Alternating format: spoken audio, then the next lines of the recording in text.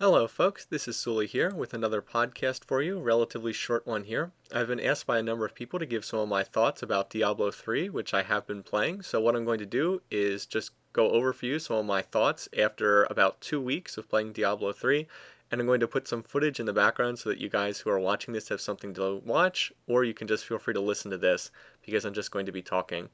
So far, I've played a single character class, the Wizard, through normal difficulty and about halfway through Nightmare, so I have not been playing nearly as much as some people have, but then again, I'm one of the people who generally likes to take the time to sort of smell the roses and go through the game at a relaxed pace. I've also had the chance to play a little bit of co-op online. I played a little bit with Varus Nox, not a ton, but just enough to get a little bit of a sense to just get a little bit of practice with the whole online system. And I've also had a chance to experience enough of the crafting system to get a good idea of how it works. So although I've only scratched the surface of what Diablo offers in total, I think I'm in a pretty fair position to evaluate the strengths and weaknesses of the game, at least through 2 weeks of release. Let me start by providing a little bit of detail on my experience with past games in the Diablo franchise. Now, I experienced the original Diablo as a teenager, and when it released, that is, I purchased the game in 1997 and spent a lot of time with it. Diablo was one of the first games that I ever played online, that is through a dial-up modem that tied up our family's telephone whenever I signed on to Battle.net. For this very reason, I was somewhat limited in how much time I could spend online. And Diablo's unrestricted multiplayer was somewhat of a disaster anyway. There was rampant cheating, hacking, and PKing, that is player killing, that took place.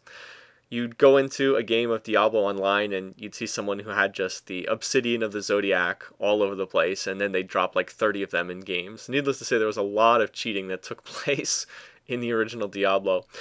Nevertheless, the game was extremely fun to play. It was like a live-action role-playing game of a sort that I hadn't really experienced before. I had played a lot of Square's RPGs during the 1990s, you know, your Final Fantasies, your Chrono Triggers, and the like. And Diablo was something that was new and interesting. It wasn't a game that I had really seen before, a game that was played in sort of that live-action role-playing game. I didn't have the time or resources back then to be a sort of a power gamer for Diablo. I didn't discover things like Jerulf's Guide until much later, but I did have a lot of fun with Diablo, and I looked forward to a sequel that was, of course, bound to be coming out soon. Diablo 2 was therefore an instant purchase for me when it released in 2000, and I spent my first year in university playing the game almost exclusively. With a high-speed internet connection for the first time and plenty of free time on my hands, I had the chance to dive deeply into Diablo 2's gameplay and poke around with a lot of different character classes and different character builds. While Diablo 2's gameplay was much more poorly balanced than its predecessor, and I'll talk more about that in a minute. In particular, Diablo 2 shafted melee characters very badly, and it made ranged builds a lot easier to play. Nevertheless, Diablo 2 was a very fun game to play. It was much faster paced than the original Diablo. It definitely hit the zeitgeist at the right moment, just as online gaming was starting to become mainstream, and Diablo 2 became a huge success far beyond the first game. I know I've seen these sales statistics, and Diablo 2, I believe, sold something like double to triple the amount of copies that the original Diablo did. In D2, I enjoyed playing the Sorceress character the most, just as I'd like the Mage class from the original game. I loved the Cold Tree in particular. Slowing and freezing enemies just seemed so cool to me, something that I'd never really seen done in another game like that. Over time, I shifted my main gaming focus over to the Civilization series, but I often found myself coming back to Diablo 2 for a change of pace from turn-based strategy games. I had the chance to join some of the Realms Beyond variant teams online, and working with a formal team of players who were working within variant restrictions proved to be enormously entertaining.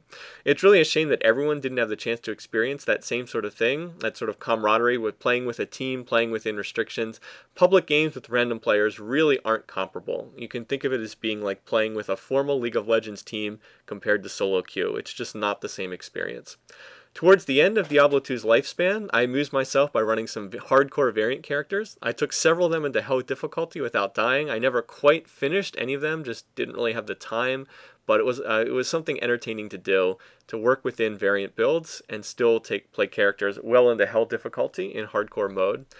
As game after game released updates, though, Diablo continued to hold out without a Diablo 3 announcement. That is, years and years and years would pass, and we were all sort of waiting for Diablo 3 to be announced, and still it didn't come out.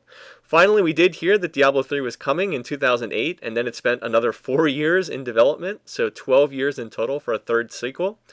That's really an eternity in gaming circles, but then again, this is Blizzard we're talking about after all, so not as big of a surprise as you might think. How then does Diablo 3 match up? That is it worth the wait? So I'll give you the short answer right here. The short answer is yes, I think it is worth the wait. I think that it's going to be a very strong and well-liked addition to the franchise. It's going to be played for years yet to come.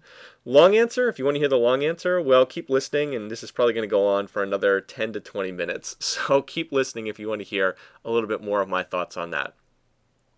Now I'm going to start by talking about the skills system that's in play for Diablo 3, which has been the subject of some controversy.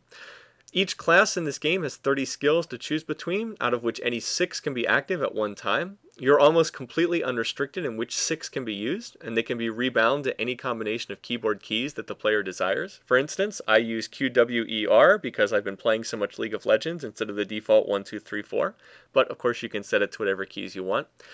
Each one of those 6 skills can then be further modified by 5 runes, which change the initial starting skills in some way to produce a different effect. Some of the runes are relatively minor, and some of them create an entirely new and different skill. To a certain extent, this means that each character can have up to 150 different skills, which can be chosen in any group of 6, and then there are of course passive skills to pick from as well.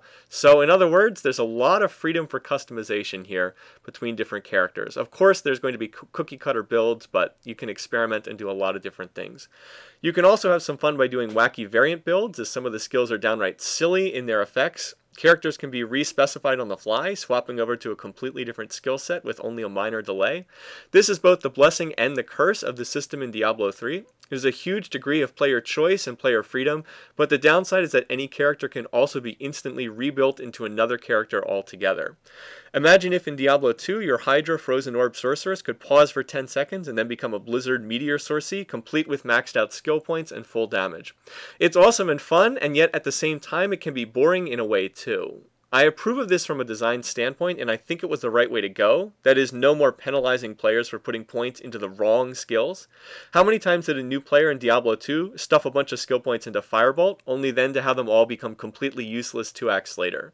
This is a way of letting players experiment with every skill at no penalty and prevent them from making mistakes. Still, it does lead to a great deal of homogeneity between characters. That is, there's a certain amount of sameness to all the characters because of how quickly and easily they can be respec'd with different skills. I think on the whole that the benefits outweigh the drawbacks, but it is a real issue nonetheless. There's a certain line of argument that you only really need to have one character of each class because you can just, respec them into a different build at any point in time, and there's a certain amount of logic to that argument. So again, there's pluses and minuses, but I do think that overall it's a better way to go just because the system's less punishing. There's also the way in which skills work in Diablo 3, which is one of the more clever innovations that Blizzard has done. Every skill scales off of something called weapon damage, with skills dealing damage based off of the stats on your weapon. It's somewhat illogical to watch your wizard equip a new sword or axe and have the damage from their magic missile skill increase, but the mechanic does work quite well in practice. By having every skill scale off of weapon damage, Blizzard has made it so that every skill is potentially viable for use throughout the game. You can use Magic Missile in Act 1 Normal, and you can also use it in Act 4 Inferno, because the damage it deals is not based on the assignment of skill points, but scales off of what weapon you have equipped. And of course you'll be getting better weapons constantly as the game goes on. This is generally a good thing since the scaling allows for a vast array of potential variant builds and different character builds. You can literally build a character around just about anything and have it work. It was really silly how casting characters in Diablo 2 could get their damage free from skills, while melee characters absolutely had to turn up a good weapon of some kind. The one downside is that having a strong weapon is now absolutely crucial in Diablo 3. Everything scales off of weapon damage. Everything. If you get a good weapon from a drop, the difficulty level of the game goes way down.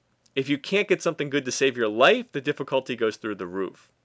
This is ameliorated somewhat by the crafting system, but it's important to keep in mind nonetheless. Someone who's twinking gear or using the auction house heavily will literally not be playing the same game as someone who's only using the weapons that drop normally in the game. So buyer beware. You can make the game substantially easier if you go around just buying all the best gear in the auction house. And I'll have more to say about that in a minute too. Like the skill point system, the stat point system has almost entirely been done away with in Diablo 3. You no longer assign stat points on leveling up. They get distributed automatically by the game. I wasn't a big fan of this idea because it seems like it would limit player choice for no real reason, but in the end it doesn't really matter that much at all. The free stat points that characters get on leveling up are almost completely overshadowed by the stat points that you get from equipping gear. You'll see your character get 5 or 6 stat points when they level up, and then you'll equip a single piece of armor that adds like 100 points to a combination of stats, and it will render those points that you got on level up almost completely meaningless. There's really no meaning to the stats that you get on leveling up. Blizzard could have just cut that entirely and had all the stat points come from gear. And I suspect that they'll likely do this if they make a Diablo 4, with the current system just a way of weaning players off the old system. Like I said, it's really a bit silly. You'll get, like I said, 5 or 6 stat points when you level up, and then you'll have, 500 or 600 points of stats coming from your gear. So the stat points on level up are almost completely meaningless. Now the 4 stats themselves are extremely important though, even if you don't actually assign points in them anymore. All 4 of the stats have a primary function and a secondary function, and none of them are ever bad to have. Each class has a primary stat, which increases the damage that they do. 1% extra damage for each point in their primary stat. This is strength for barbarians, dexterity for monks and demon hunters, and intelligence for wizards and witch doctors. So if you have 500 intelligence on a witch doctor, 500% extra damage. So you have a very real incentive to stack a lot of your primary stat because it increases your damage by such a huge amount. These stats also have the aforementioned secondary function as well. Strength increases your armor rating, dexterity adds dodge chance, and intelligence adds a small amount to all of your resistances. So all of this stuff is useful for everyone, and while strength might not do that much for a wizard, you will still get some small benefit from having it. So none of the stats ever hurt you, and even if it's not your primary stat, you still get something out of the other stats. Now the last stat is vitality, and vitality simply increases your health. That is, the more vitality you have, the more health that you have. I haven't seen any gear that adds to plus life, only plus vitality. So for most classes, you want to stack a lot of your primary stat and then a lot of vitality as well. It's basically the main way that you build your character. There's tons of other useful stuff to get as well, things like resistances, movement speed, extra experience or gold, magic find, etc. But straight stacking the statistics is also one of the most important things. Again, like I said, mostly focused on your primary stat and then also vitality. So for my wizard, it's intelligence and vitality that I mostly focus on. You can customize your character by choosing where these stat points from gear end up going, and this is one of the main ways that character building takes place in Diablo 3. For example, if you want to play a melee wizard, you can stack a lot of strength to get armor rating from it. While that would be an underpowered build, it would be at least somewhat viable. Maybe not an inferno, but it would be somewhat viable. A nice side effect of all of this is the total lack of strength and dexterity requirements on items, which were always a major pain in Diablo 2 and rather confusing for newcomers. Items have a level requirement, and some of them are class specific, but otherwise everything's usable at all times. No more worrying about having to assign X amount of points in strength in order to equip an item. Diablo 3 also has some incredibly useful improvements to the user interface that make item hunting much easier. All the magical, that is the blue items, have their properties visible instantly. You no longer have to cart them back to town or fiddle with identify scrolls. While this is definitely a dumbing down of the gameplay, especially compared to the original Diablo, which was all about very careful resource management, it's also an absolute godsend in terms of saving time, and I approve of it immensely. Just not having to cart all that gear back to town to identify it, it just makes things so much easier. Rare items, that is the yellow items, can be identified by channeling for a few seconds, which then displays their properties as well. The interface will also show how good or how bad an item is compared to your current gear just by mousing over it. It will show the comparison in terms of damage, health, and armor. That is this item better or worse than what you already have in terms of damage, in terms of health, and in terms of armor.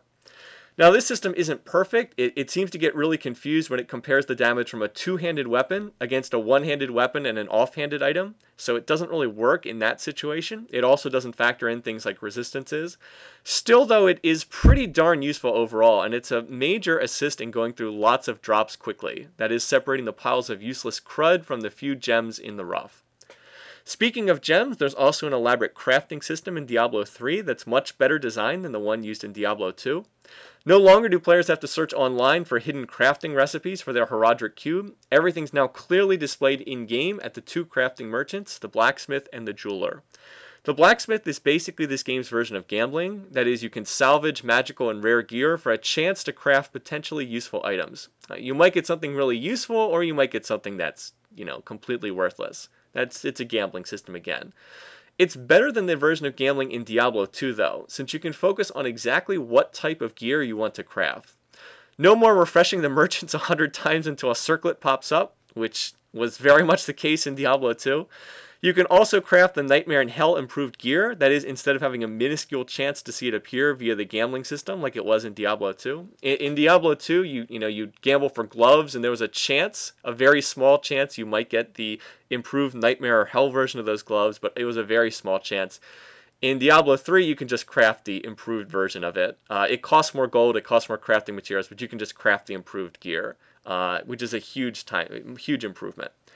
Overall, this seems to work decently well from what I've seen thus far. The downsides include having to manage a lot of salvageable materials, which is rather irritating. You have to collect a ton of blacksmithing and jewel crafting pages, which is also kind of a pain. And you also have to upgrade the blacksmith about 100 times. But at least you only have to do that one time for each account. I have heard that you do have to do it separately for hardcore characters and softcore characters. But other than that, you only have to upgrade the merchants one time for each account.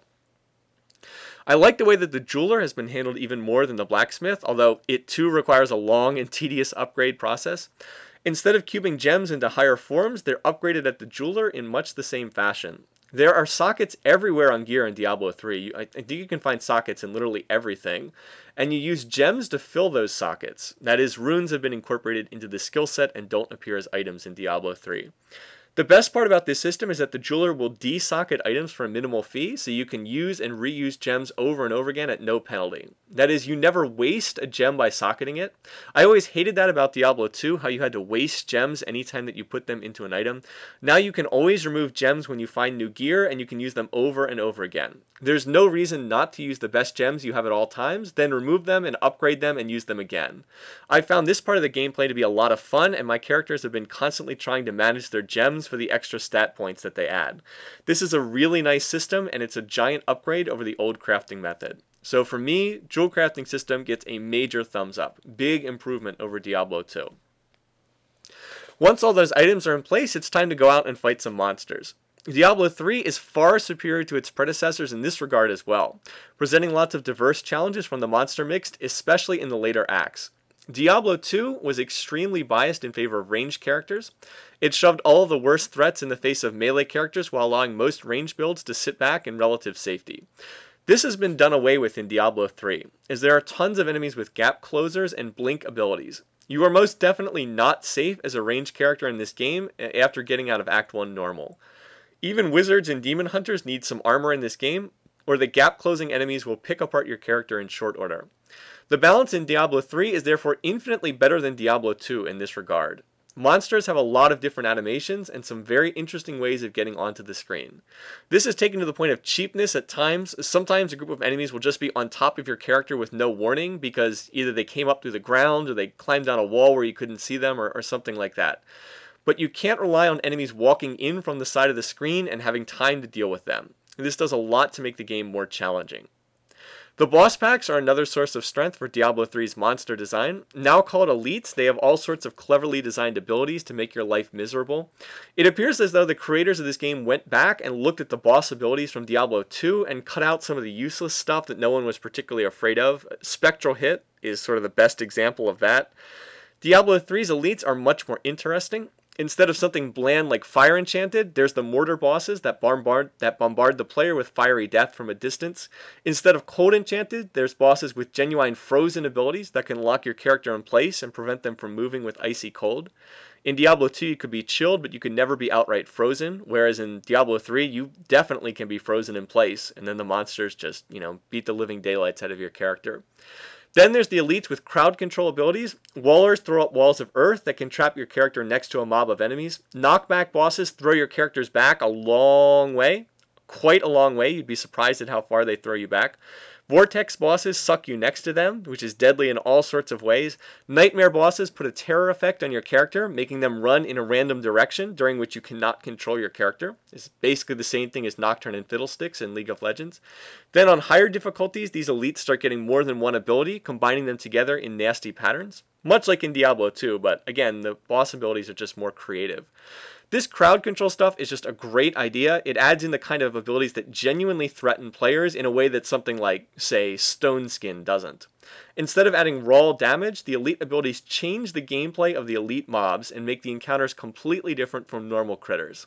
I think the design is excellent in terms of how they've been implemented into the game. The bosses are also much better than in Diablo 2. There's multiple bosses in every act, each with their own unique animations and attacks. For the most part, these bosses are relatively fair, with memorizable patterns that can be learned and planned around. Most bosses are also fought in their own little arenas, with enough room to maneuver around and fight fairly.